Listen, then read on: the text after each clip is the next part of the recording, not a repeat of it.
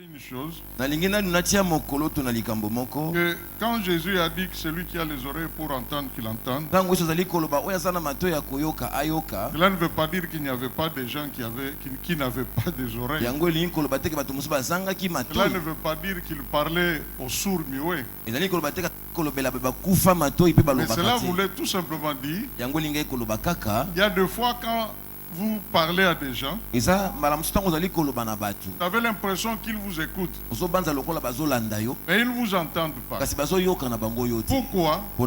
Parce que leur pensée est ailleurs. Ce matin, quand je suis venu en taxi, j'ai dit au conducteur que je veux descendre au couvent. Mais lui, il a entendu Mvoadou. J'ai répété plusieurs fois couvent. Lui me pose la question Mvoadou. J'ai dit, mais qu'est-ce que je vous ai dit? Est-ce que couvent et Mvoadou c'est la même chose? Il s'est mis à rire. On a avancé, on a pris deux petites filles qui ont dit hygiène. J'ai bien répété hygiène pour qu'il entende. On arrive à l'entrée de l'hygiène. Lui il dépasse. Je dis mais on vous a dit c'est hygiène. Je dis ah. Je dis mais tu as beaucoup de choses dans ta tête. Ce n'est pas bon pour un conducteur. Ça nous arrive aussi tous comme ça. Quand moi je remarque ça, parce que ça arrive des fois. Quand moi je remarque ça, et j'ai traversé la route sans faire beaucoup attention, j'arrête immédiatement tout ce que je fais. Je rentre à la maison. Parce que sinon, vous risquez de vous faire renverser. Est-ce qu'on peut acclamer très fort le Seigneur? Ça c'est un conseil gratuit que je vous donne. Et le message de ce matin, je l'ai intitulé l'impact de la bonne semence. L'impact veut dire quelque chose de positif ou de négatif qui peut arriver sur quelqu'un. Et pour ici, nous parlons de la bonne chose, de bon impact qui peut nous arriver. Alors si nous parlons de la bonne semence, c'est-à-dire qu'il y a aussi de mauvaises semences. Et la bonne semence, ce n'est rien d'autre que la parole de Dieu ou Jésus-Christ. Et pourquoi porteur de vie? Parce que nous ne sommes pas tous de la même manière. Nous sommes différents. C'est parce que c'est le thème du mois. Donc nous ne pouvons pas parler de n'importe quel impact sur n'importe quelle personne. Mais nous devons parler de l'impact sur quelqu'un qui est porteur. Et on ne pouvait pas parler du porteur sans qu'on ait parlé de la semence. Et on ne pouvait pas parler de la semence sans qu'on parle du champ sous lequel la semence va se réaliser. C'est ainsi que je vous ai parlé de la parabole du semeur. Parce que c'est ça le champ sur lequel les choses seront plantées. Et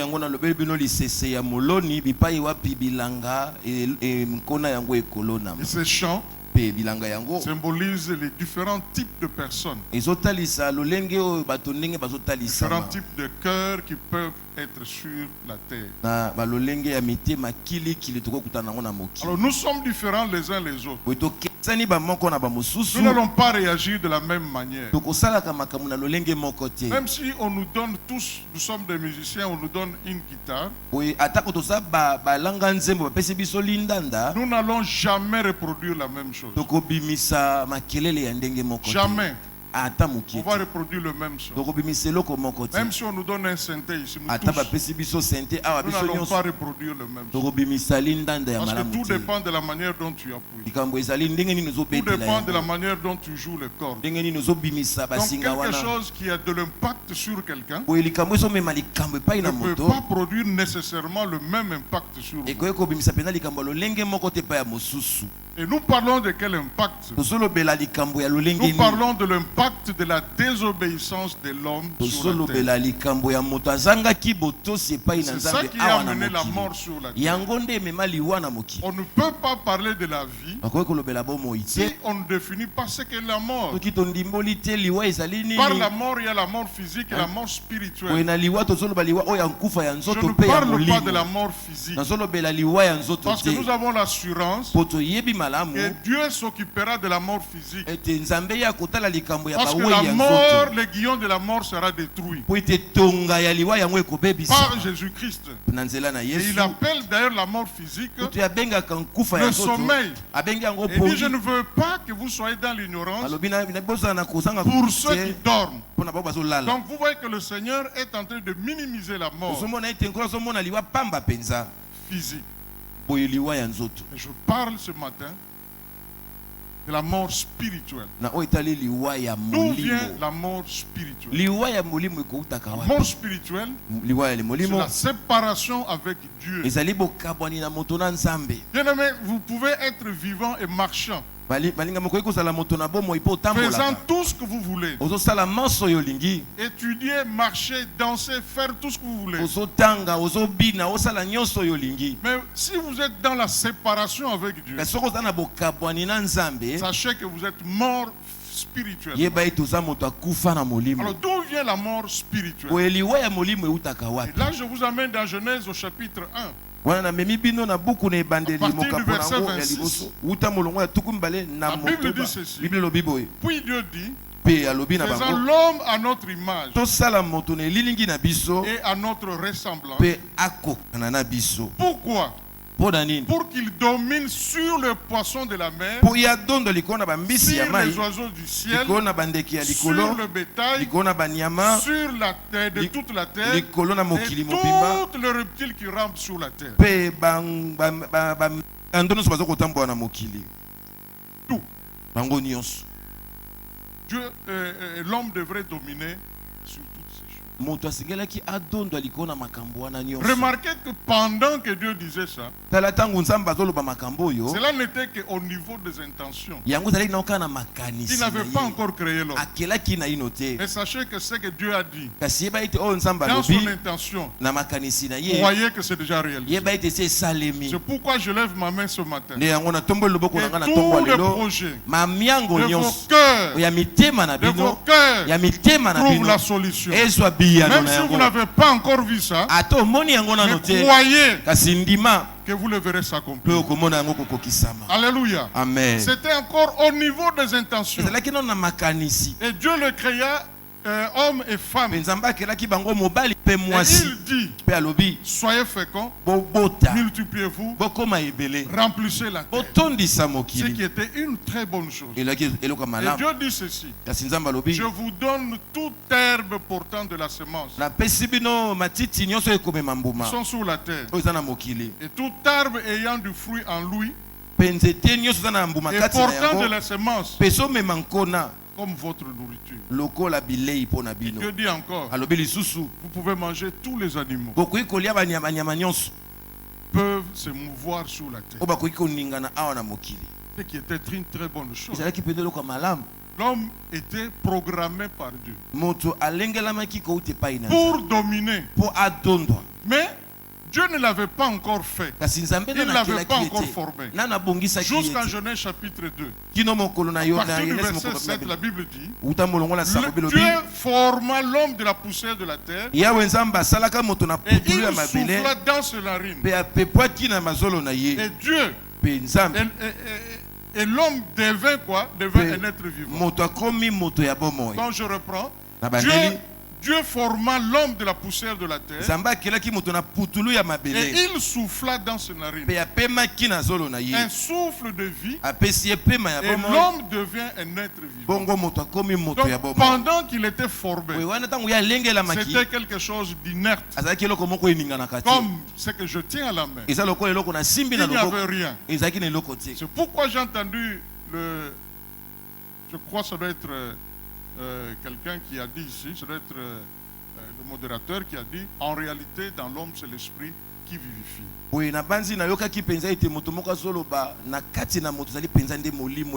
Donc pendant que l'homme était couché comme une statue,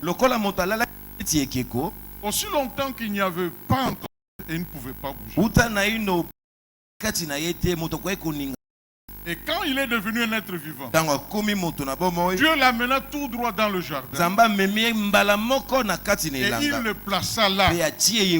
Après, Dieu fait quoi? Dieu fait pousser toute espèce d'arbre. Toute espèce d'arbre qui était agréable à manger. Et ensuite, il va tout droit au milieu du jardin. Au milieu du jardin. Place l'arbre de vie. Puis il se déplace encore. Il fait maintenant l'arbre de la connaissance du bien et du mal. Il a créé trois choses. Arbre portant toute espèce. L'arbre de vie a un endroit créé en nous avec l'esprit ou avec la volonté que nous puissions vivre éternellement. Et c'est quand le péché est entré dans le monde.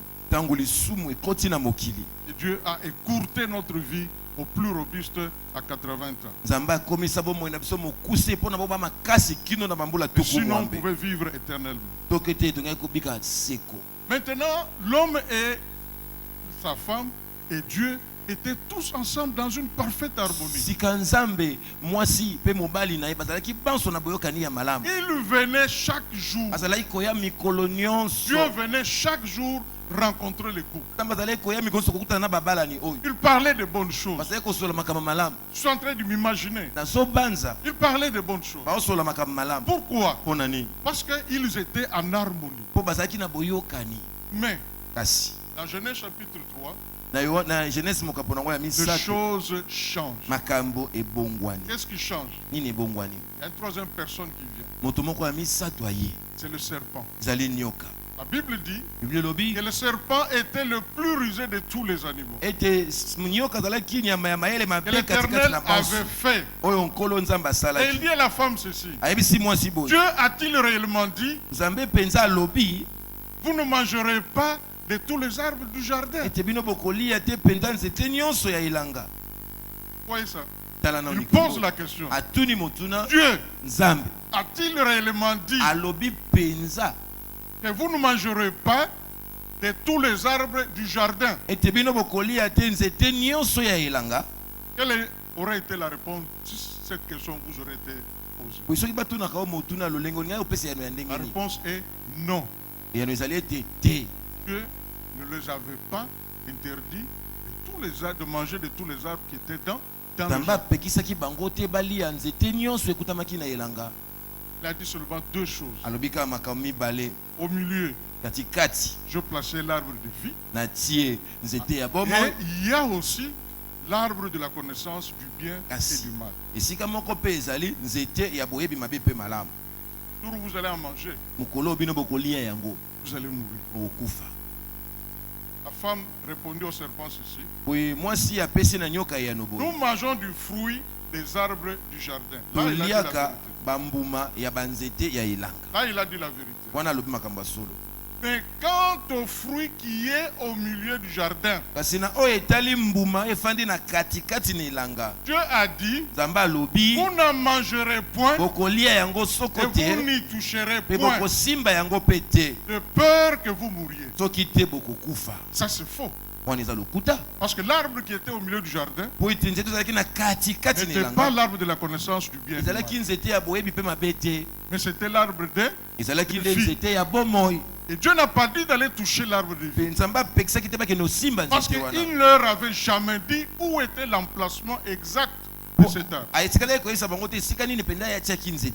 Et la femme n'était même pas au courant où était l'arbre de la connaissance du bien et du mal. Mais écoutez ce que le diable lui dit. Et le serpent dit à la femme, non, vous ne mourrez pas. Mais Dieu sait que le jour où vous en mangerez, vos yeux vont faire quoi? Vos yeux vont souffrir. Ici, le diable a trompé. Pourquoi? Parce que Dieu ne leur avait pas dit de manger l'arbre de vie, mais l'arbre de la connaissance du bien et du mal. En d'autres termes, le diable voulait dire à la femme, moi je connais l'emplacement où il y a l'arbre de la connaissance du bien. Pourquoi? Parce que le diable ne connaît pas le bien. Mais le diable connaît le mal. Il est capable de reconnaître le mal. Et quand il le regarde, il voit le mal. Mais il ne voit pas le bien. Mais Adam et Ève, elles ne connaissaient ni bien ni mal. Donc il leur était impossible de savoir où était exactement l'emplacement de cet arbre. Comme lui connaissait l'emplacement, il a cueilli le fruit de la connaissance du bien et du mal et il en a apporté. Dans la tête de la femme, pour elle, elle pensait qu'elle était en train de manger l'arbre de vie. Or, c'était l'arbre de la connaissance du bien et du mal. Et quand elle a mangé, les yeux ont fait quoi? Les yeux se sont ouverts. Et qu'est-ce qu'elle a vu pour la première fois? Elle et son mari, qu'est-ce qu'ils ont vu pour la première fois? Ils ne portent pas des habits. Amen. Amen. Et quelque chose d'extraordinaire. Comme ils ne connaissaient pas le mal, Dieu ne leur avait jamais dit que tel que vous êtes là devant moi, vous n'avez pas d'habit. Non. Pour eux, ils trouvaient que c'était normal. Et quand les yeux se sont ouverts, ils ont dit, waouh, comment on peut se retrouver nu devant Dieu? Or, la Bible dit que toute chose n'est pas cachée à la face de Dieu. Que vous portez les habits ou pas, c'est lui qui nous a créés. Alors ils ont eu peur, ils sont allés se cacher. Bien aimé, je vous pose la question. Quand il y avait toutes ces transactions-là, est-ce que Dieu ne voyait pas? Dieu voyait. Mais pourquoi il n'est pas allé vers Adam et puis dire, Adam, je t'avais dit de ne pas manger, ne touche pas à cet arbre. Parce qu'il lui avait déjà dit que vous devez dominer. Parmi les animaux qui devraient dominer là, même le serpent était là. Vous avez le pouvoir. Ce matin, je vais te dire que tu as le pouvoir. Tu as un pouvoir que tu ignores. Exerce le pouvoir que tu as. Et tu sortiras vainqueur. Au nom de Jésus. Au nom de Jésus. Ne le craignez pas. Amen. Amen. Dieu pose la question à Adam, où es-tu? Il savait là où était Adam. Mais il voulait voir la sincérité d'Adam. Adam lui dit, je me suis caché parce que je suis. J'ai entendu ta voix. J'ai eu peur. Parce que je suis nu. Je me suis caché. Cette réponse-là a beaucoup étonné. Parce qu'il ne leur avait jamais appris ça. Il pose la question. Qui t'a appris de Dieu?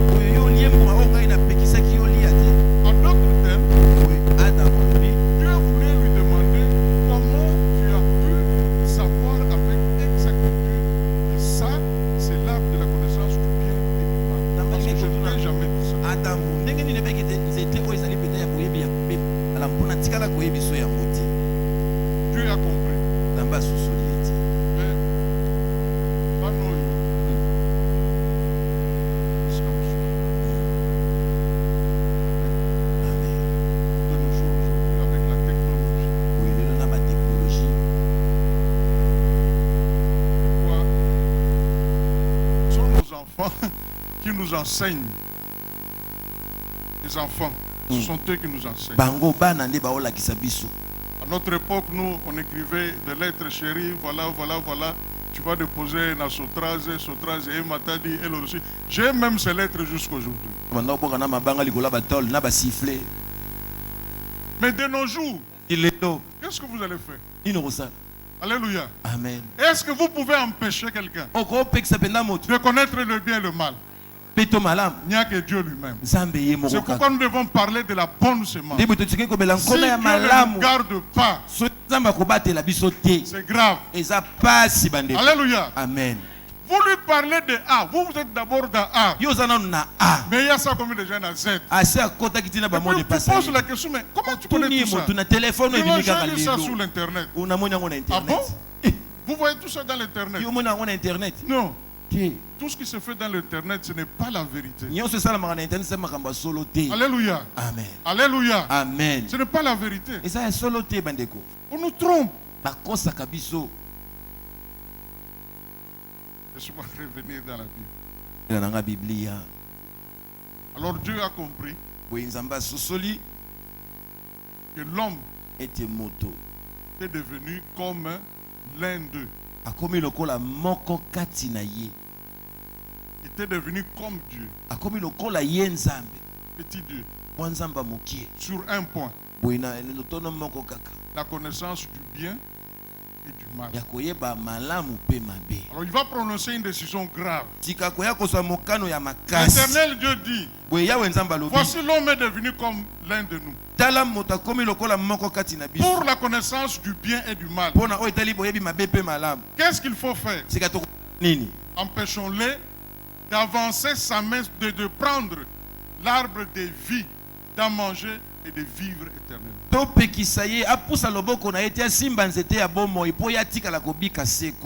Prends un ange, il le met là. Bloque l'accès. Il dit désormais que personne n'ait accès à cet arbre pour vivre éternellement. Les conditions dans lesquelles Dieu nous avait mis. Il nous avait mis dans les conditions de vivre éternellement. Et l'homme a préféré suivre sa vie. Généralement, ce qu'on défend, c'est ce qu'on fait. Mais quand vous le faites, vous vous rendez compte que ce que vous suivez, c'est que c'est ça. Donc quand ils ont mangé l'arbre de la connaissance du bien et du mal, je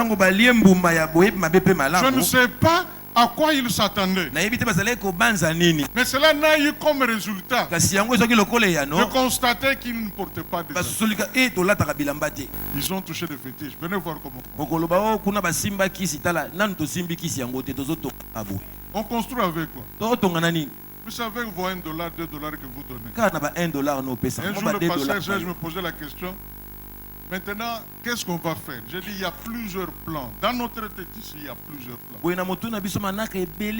Ce qu'on vous présente, c'est le plan A, que tout le monde connaît.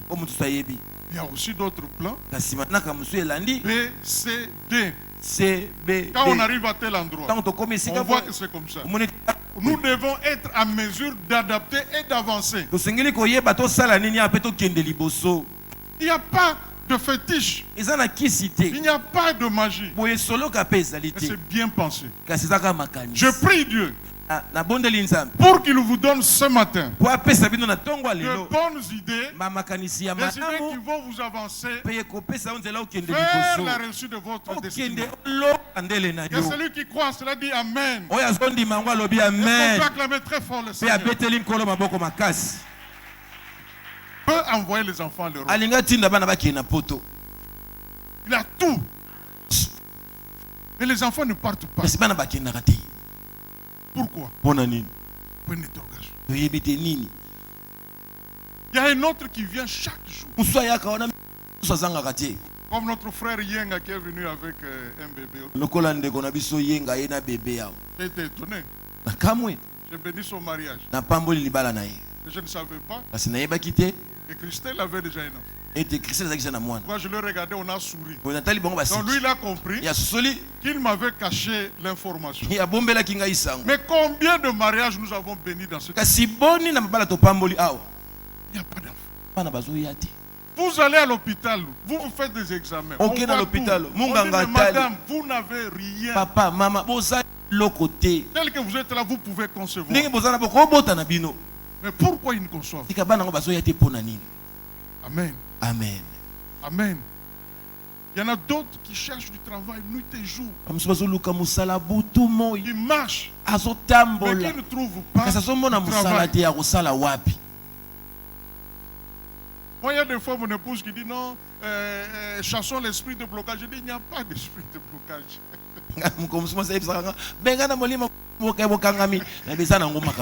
Alléluia. Amen. Il n'y a pas d'esprit de blocage. Et toutes ces prières que nous faisons ici, Pasteur Serge, tout ce que nous faisons, si tous les Congolais, et comme le pasteur, en tout cas le Congo serait un grand pays. Demande pourquoi. Je vais expliquer. Ces gens nous observaient.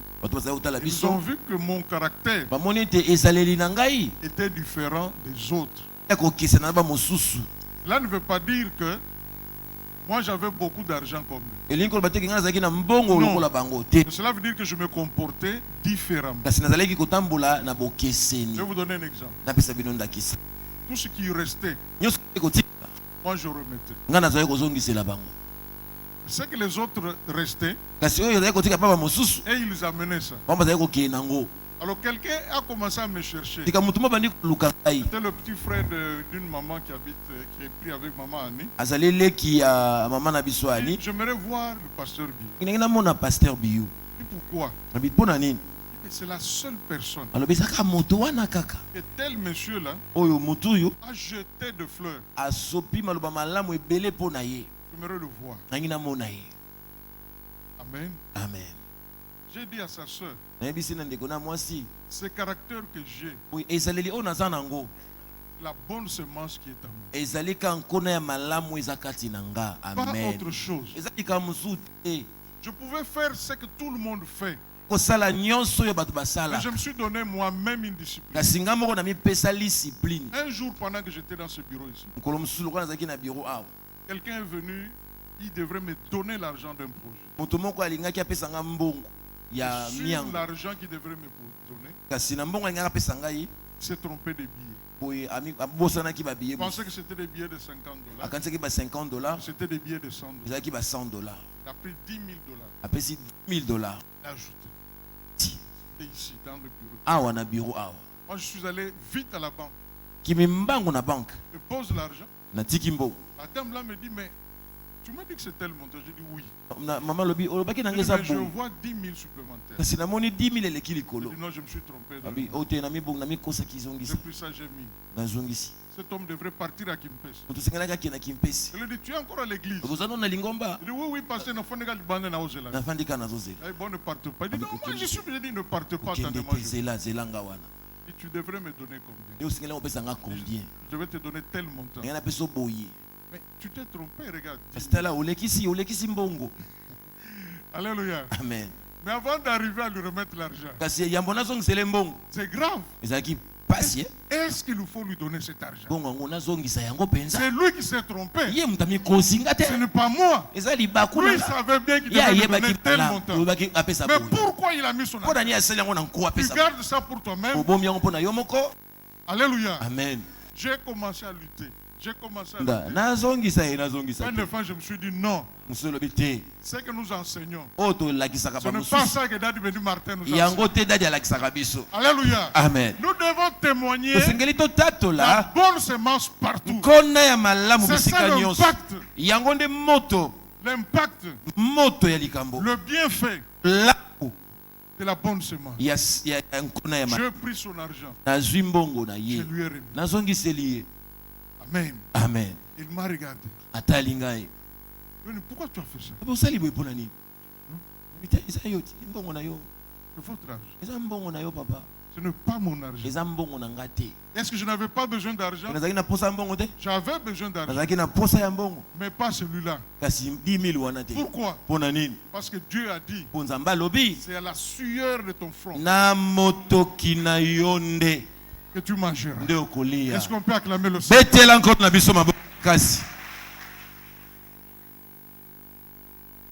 4 chemins ou 4 types de sol. Le long du chemin, les graines sont tombées. Donc c'est comme les graines qui tombent le long du chemin. Quelqu'un qui, c'est comme quelqu'un qui n'a pas de maître. Et il est sans protection. La parole est semée au hasard. C'est pourquoi nous devons suivre les affermissements. Pourquoi? Parce que les affermissements nous donnent comment nous pouvons éviter le piège du diable. La parole qui entre en nous est une semence. Et cette semence doit croître. Mais si elle tombe et que le diable vient, il vole, il enlève cela, vous ne serez pas fermé. Et vous n'aurez pas un bon caractère. Amen. Amen. Le deuxième, c'est quoi?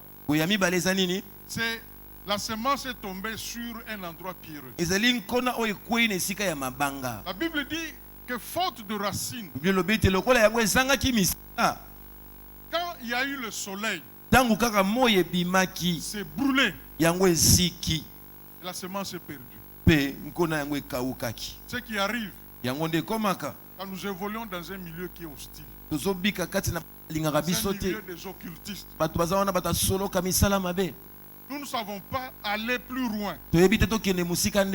Parce que eux nous donnent d'autres enseignements et nous avons d'autres enseignements. Et si nous ne savons pas y pénétrer exactement, on peut facilement nous dire, si vous voulez obtenir tel ou tel, voilà ce que vous devez faire. Vous savez, un jour je suis allé dans un bureau quelque part. C'est la première fois que quelqu'un me regarde.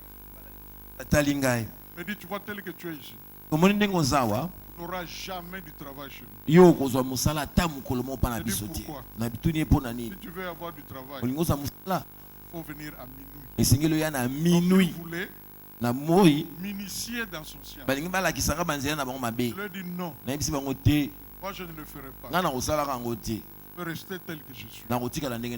J'ai fait plusieurs jours, plusieurs années. Je n'avais pas du travail. Un jour, pendant que je marchais à pied, un coup de fil, une jeune dame qui m'appelle. Elle dit, tu es où? Je dis, je suis à tel endroit. Est-ce que tu peux venir dans notre bureau? Je vais dans son bureau. Elle dit, tu avais soumis tel ou tel projet. Et le blanc a posé la question. Il y a 3 entreprises. On prend qui? Moi j'ai dit au blanc, on prend celui-ci. Il a dit, mais pourquoi?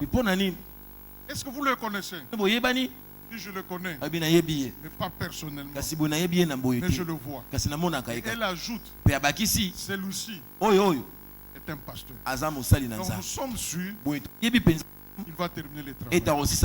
Acclamons très fort le Seigneur.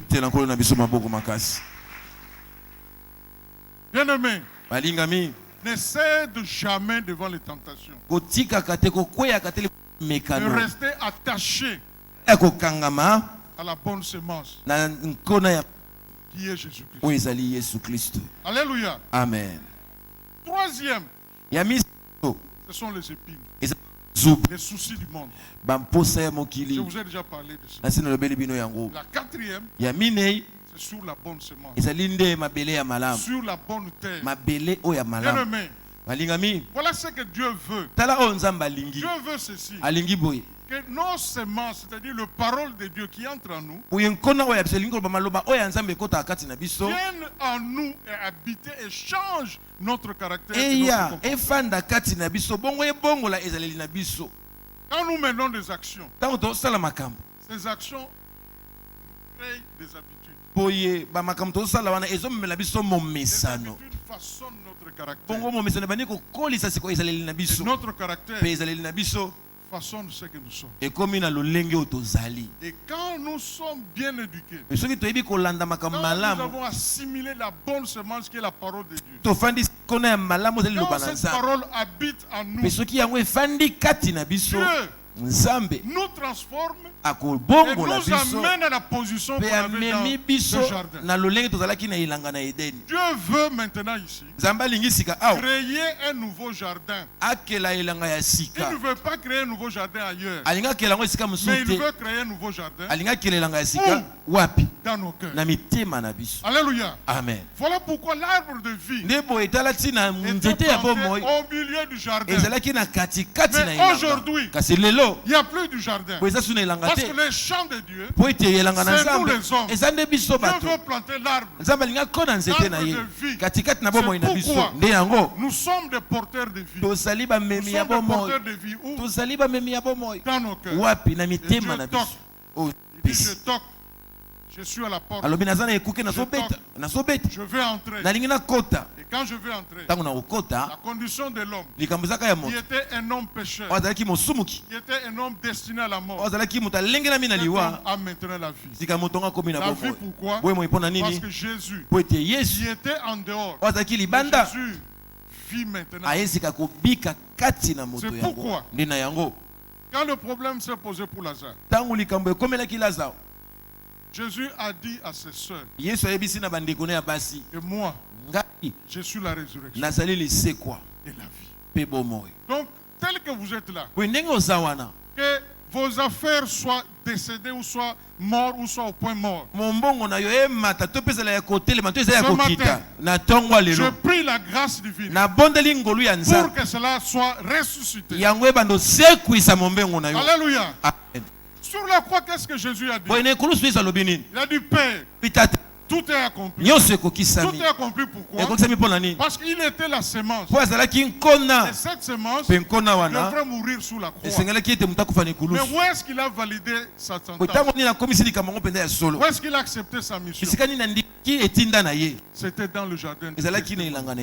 C'est là où les militaires ou les soldats sont venus pour l'arrêter.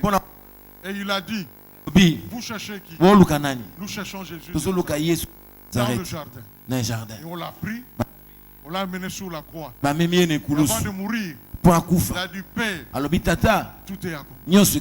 Tout est accompli pourquoi? La mort qui avait servi dans le jardin, la mort nous apportée par Adam et Ève, lui maintenant, il est venu mourir à notre place pour que nous ayons la vie. Est-ce qu'on peut acclamer très fort?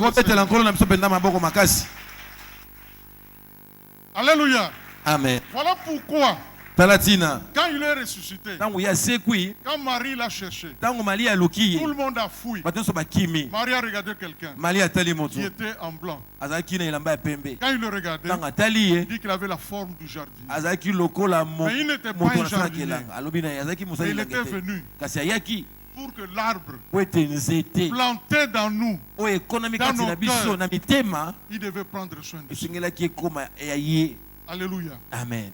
Quand l'arbre habite en nous, on va dire comme Jésus, le prince de ce monde, que le prince du monde vient, mais il n'a rien de lui. Est-ce que vous pouvez dire ça aussi? Le prince de ce monde est là. Mais rien de ce prince n'est à moi. Alléluia. Amen. C'est ainsi que quand le diable est venu pour le tenter, il ne pouvait pas le vaincre. Pourquoi?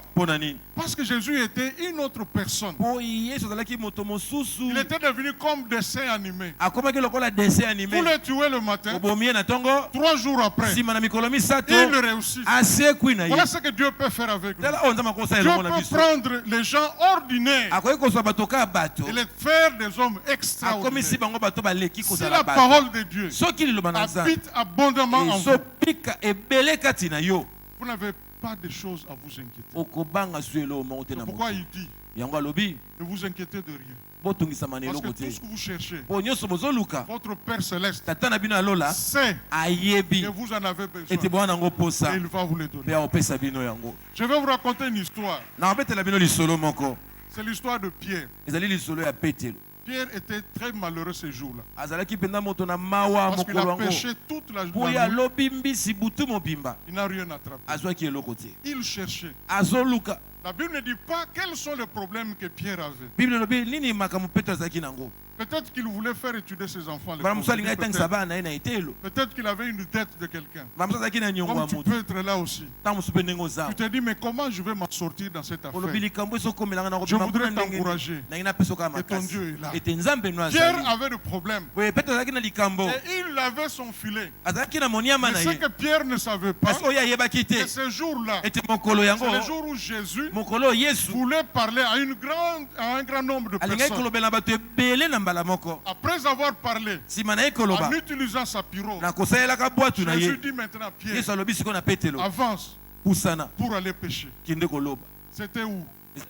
C'était quand? C'était le matin. Là où tous les poissons sont en bas. C'est la nuit qu'ils sortent pour manger. Et Pierre, en tant qu'un grand pêcheur, il savait cela. Il savait cette loi. Il savait ce principe. Et pendant la journée, on ne peut pas pêcher. C'est comme toi aussi. Tu connais le principe. Tu sais que comme c'est comme ça, en tout cas, ça n'arrivera pas. Mais je vais te dire, ce matin, que nos voix ne sont pas les voix de Dieu. Les voix de Dieu sont différentes. Mais Pierre a dit quelque chose de très important. Il a dit qu'il est vrai qu'il n'y a pas de poisson le matin. Mais sur ta parole, sur ta semence, la parole de Dieu est capable de rassembler le poisson. La parole de Dieu est capable d'attirer un mari. La parole de Dieu est capable d'attirer une femme. La parole de Dieu est capable de chercher du travail pour toi. La semence de Dieu. La bonne semence de Dieu. Acclamez très fort pour cette parole.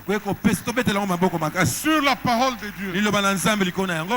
Pierre a dit, sur ta parole, je vais jeter le filet. Ce qui était impossible aux hommes n'est pas impossible à Dieu. Alléluia. Amen. J'ai suivi quelqu'un qui disait que la plus grande économie du monde, c'est maintenant la Chine. Je ne sais pas vérifier l'information. Mais c'est ce que j'ai appris. Et il dit ceci, il ajoute en disant, pourquoi la Chine est la plus grande économie actuellement? C'est parce que dans la langue chinoise, le mot crise, le mot crise qui traduit la crise, n'existe pas. Moi aussi je me suis dit, donc chez nous aussi en tant que chrétiens, le mot impossible n'existe pas. Est-ce qu'on peut acclamer le Seigneur pour cela? Voilà la bonne semence que nous voulons. Dieu est capable de prendre quelqu'un de la boue et de le faire asseoir dans le milieu des grands. Rappelez-vous comment Jésus est né. 2 femmes, Élisabeth et Marie. Élisabeth était déjà à son 6e mois. Mais Marie négociait encore avec son mari. Parce que l'ange lui est apparu. Oui, moi je l'ai Il lui a dit une parole. Toi, yo, tu seras enceinte. Marie a dit comment? Ne te pose pas la question. Ce matin, Dieu t'interpelle. Ne pas te poser la question. Comment cela va se passer? Comment cela arrivera? Non. Crois à ce qu'on te dit ce matin. Et Marie a posé la question. Comment cela se passera? Il lui a été dit, un ange te couvrira. Et tu seras enceinte.